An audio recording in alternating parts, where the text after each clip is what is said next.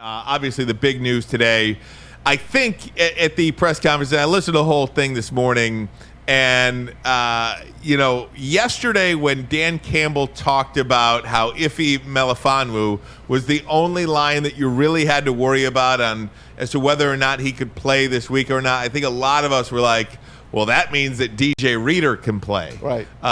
Here's what Dan Campbell said earlier today regarding DJ Reader and his availability or possible availability for Sunday.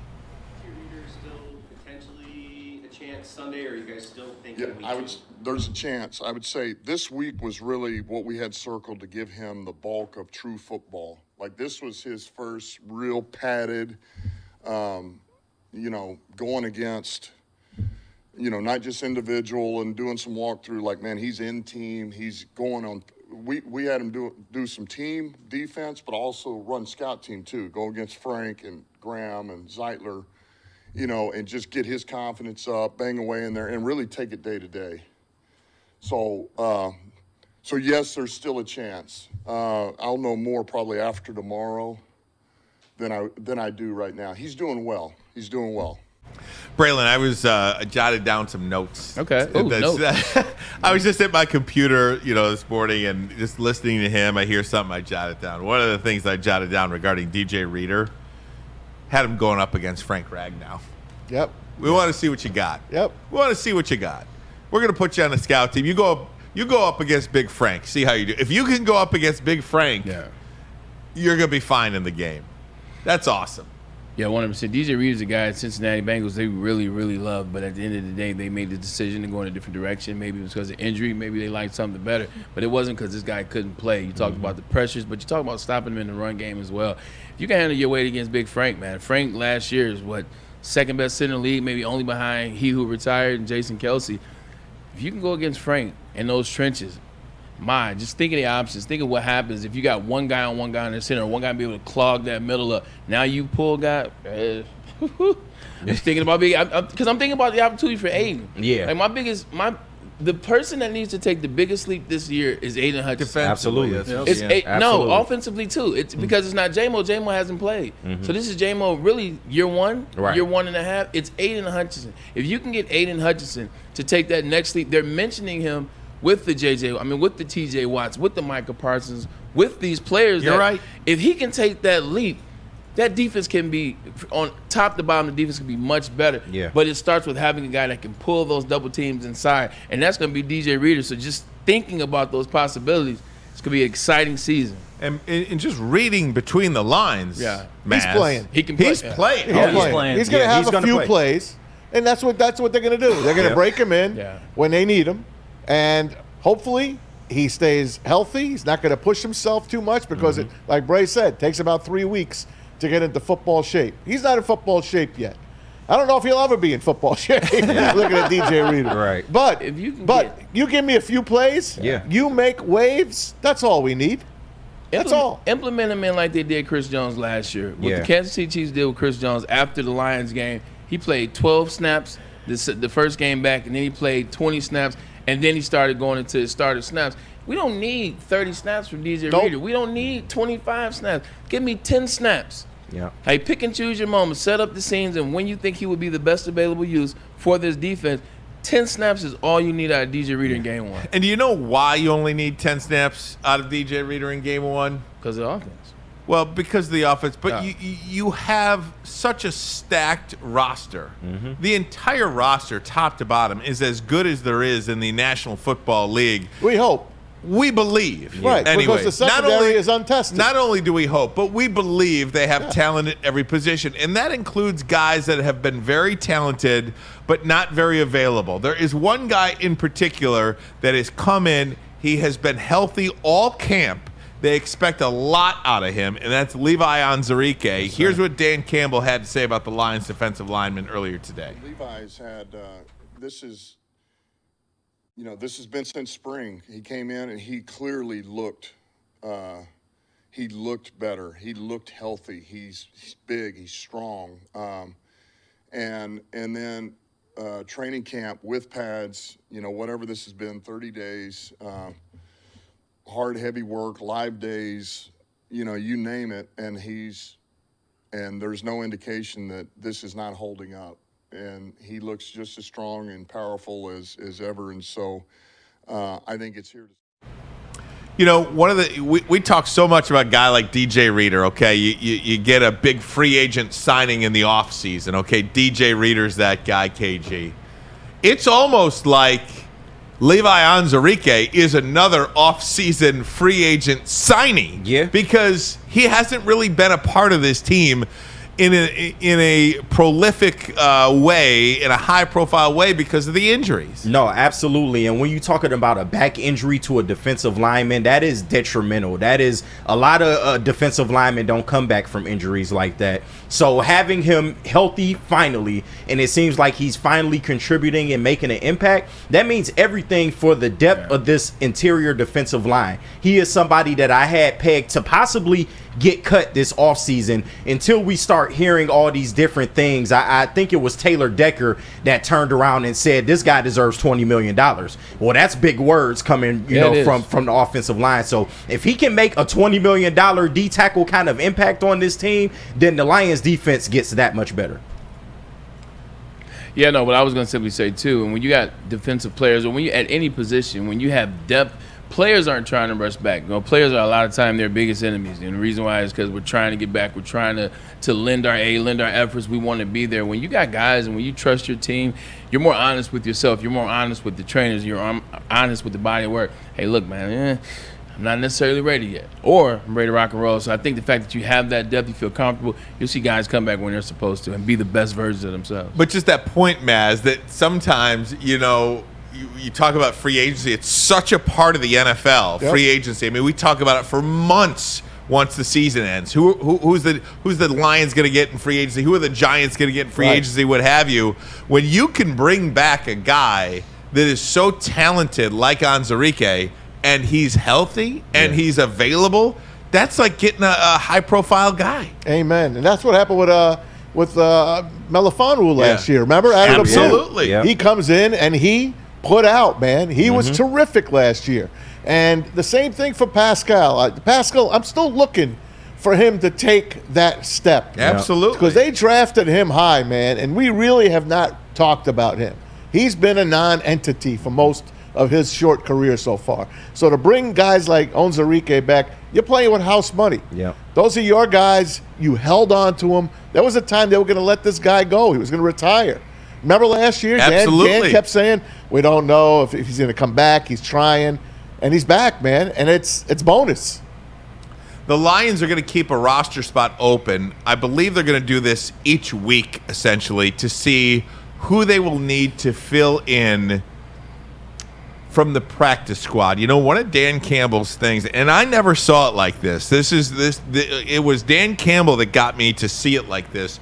And everybody's so concerned with the 53-man roster. He talks about the 69-man roster. You need all 69 of those guys at one point in the year or another to come up, get on the active roster, perform, do something in the game. And that's what Dan Skipper did, and look what Dan Skipper's doing now. Kendall Vildor, same way. Guy that's on the practice squad, and oh, by the way, finds himself in game action, and oh, by the way, plays so well that they can't get him back to the practice squad because he's on the active roster week in, week out. Tennessee was going to grab him, so they said, we're going to keep him up on the roster. Absolutely. So Dan Campbell's keeping a roster spot open for this. Here's what he had to say. This was yesterday now from the coach, talking about how he's going to approach that active 53-man roster with the one open spot. Comments, you are at 52 right now. Just wonder if you can explain why you're leaving that spot open. Is there something you're still evaluating with the 15, 16 guys you have on the practice squad?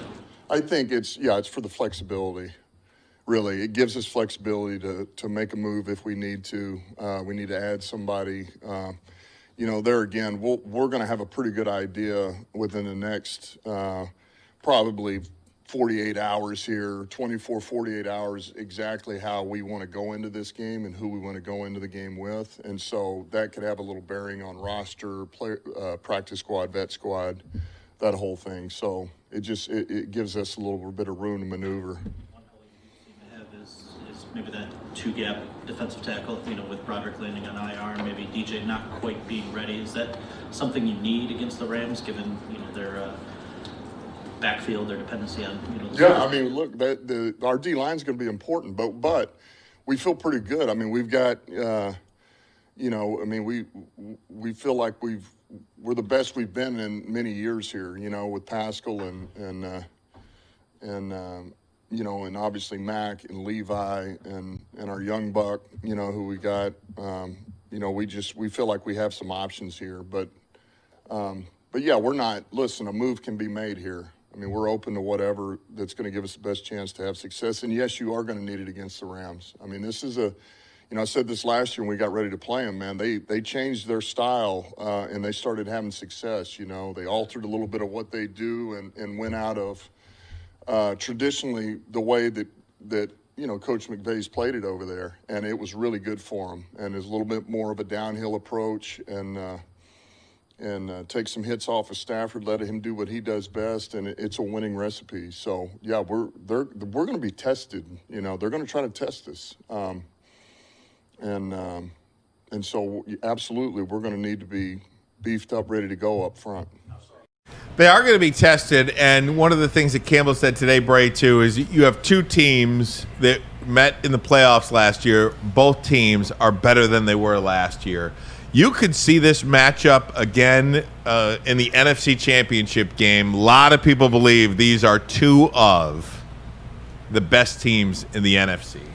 They are, and once we get into my teams, my predictions for the season a little bit later, you'll see how good I feel about the Los Angeles Rams. A little teaser right there, but this is going to be a bloodbath, and it's going to be a bloodbath, and I use that in the sense of you saw what happened in the playoffs last year. Each team did get better, and you can point out where each team got a little bit weak. You can point out which team got better. I think it's going to be tough in that sense. You're not looking at the exact same team that you saw last year, so you really got to trust yourself and the talent that you're putting out there, but it's going to be fun. It's going to be a fun game to go out there and watch. You get a chance to see Jared Goff take that next step. Now he's the vested. He's the locked-in man. He has offense. He has Jameson Williams to be able to go out there. That offense going against Matt Stafford. They added another wide receiver. It seems like they struggled yet again at the wide receiver position, at least in preseason. He looked damn good. I can't think of his name right now. But then Puka Nacua. You heard what Sean McVay said about him. Puka Nacua will go against in this game. Cooper Kupp. Healthy. Last year when you played Cooper Kupp, you hit the nail on the head. He was struggling with that hamstring. Wasn't necessarily Triple Crown Cooper Kupp. This team is going to be a lot better than we've seen last year, but like you said, we're a lot better too. One of the things you talk about these wide receivers for the Rams too. Campbell mentioned Puka Nacua and Cooper Kupp. They're both studs.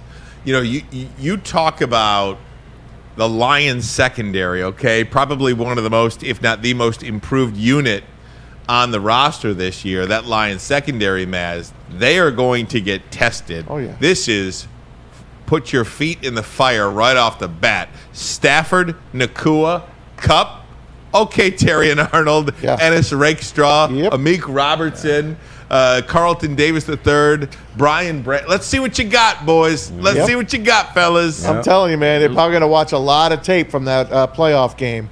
A lot of tape. But Puka Nacua, they let him loose. They let him get loose. That was their plan. He can eat. The rest of the team can't eat.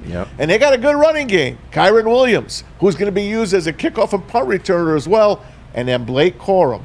Welcome back to Michigan. Blake Corum is going to be there as well. There's a lot of talent on this team. And don't forget, they got, who is the offensive lineman that they got from us? Jonah Jackson. I think he's out. Am I correct? No, he's playing center. He's playing. He's going to play center in that game. Center. No Aaron Donald on the other side either. So there's a lot of changes, like Braylon said. I think for the better for us and maybe a step back for them. Aaron Donald, that's a step back. I don't care how old he was. Yeah, you took my thunder as always, man. You're so good. The backs, Blake Corum and Kyron Williams. There's a reason why Sean McVay drafted Blake Corum. He's going to be able to use them probably better than we saw him being used in Ann Arbor. You mix it with Kyron Williams. Kyron Williams is one of the top 6 best running backs in the NFL right now. You can even go higher. Some of this have him ranked higher. I got to see more. That's going to put a lot on these linebackers. We're going to see how good Thor is in this new system. We're going to see how good Jack Campbell is. Has he made the strides? That's another guy. Jack Campbell, can he make the strides like Dan Campbell alluded to be that linebacker and that player that we saw? So you're going to get tested early. Sean McVay's offense, one of the best offensive systems in the game. You're mixing it with some talent back there. I'm excited to see because Aaron Glenn has been one of those defensive coordinators that you've waited to have his guys so that you can see really how good he was. We knew he was a good coordinator. People have talked about his coordinating skills, but you hadn't have all the talent. Well, I think this is it. I think we get a full sample. No more samples. You get the full size. The only guys that were there in that secondary last year was Vildor, he returns. Branch, he returns. Melifanu, but he might not play. Right, yeah. The rest of the guys, we don't know how they're all going to play together, and we mentioned it.